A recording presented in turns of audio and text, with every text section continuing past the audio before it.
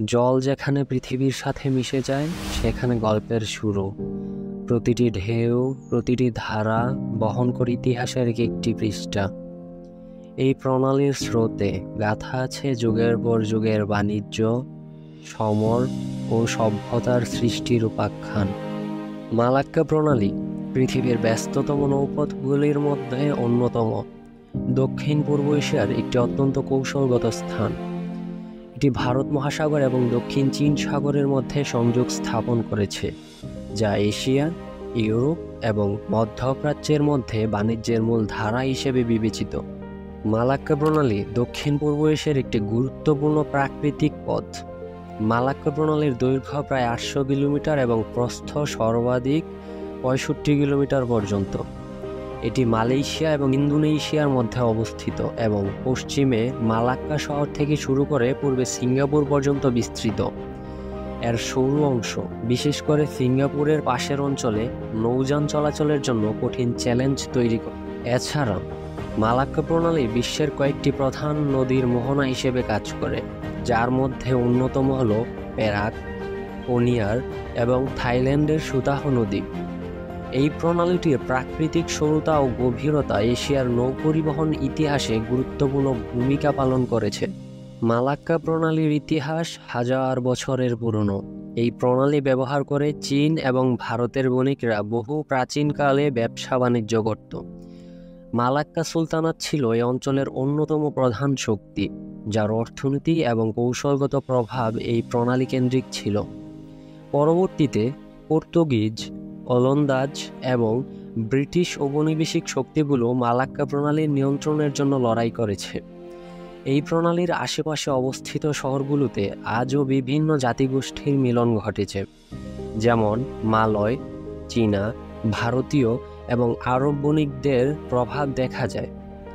এসব জাতিগোষ্ঠীর মিলনস্থল হিসেবে মালাক্কা প্রণালী শুধু বাণিজ্যের জন্য নয়, সাংস্কৃতিক ও ধর্মীয় বিনিময়েরও কেন্দ্রস্থল।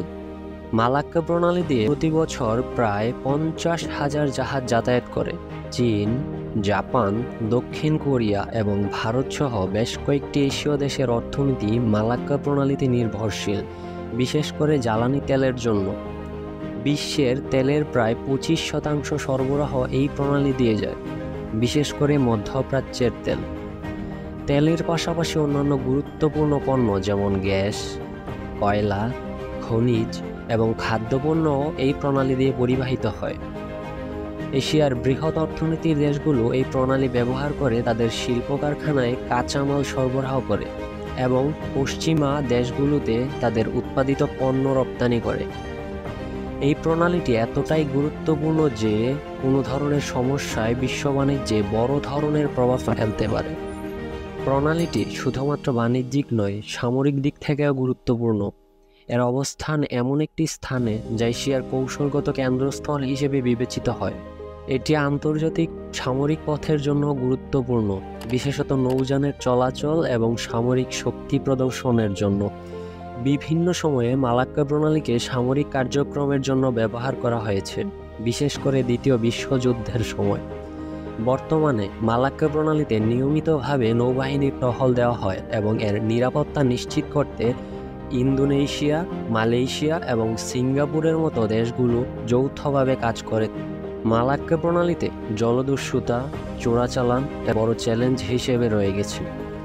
2000-এর শুরুর দিকে প্রণালীটি জলদস্যুদের জন্য একটি অন্যতম হটস্পট হয়ে উঠেছিল। তবে সাম্প্রতিক বছরগুলোতে মালয়েশিয়া, ইন্দোনেশিয়া এবং সিঙ্গাপুরের যৌথ প্রচেষ্টায় এই সমস্যার কিছুটা সমাধান হয়েছে।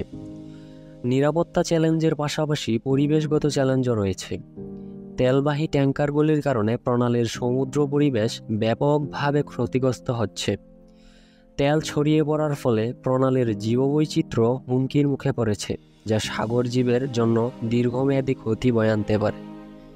যেখানে নীল আকাশ সবুজ জলের সাথে মিলেমিশে একাকার, সেই মালাক্কা প্রণালী কেবল এক নৌপথ নয়, এটি এক মিলনের সেতু, বাণিজ্য ও সভ্যতার অক্ষয় ধারা।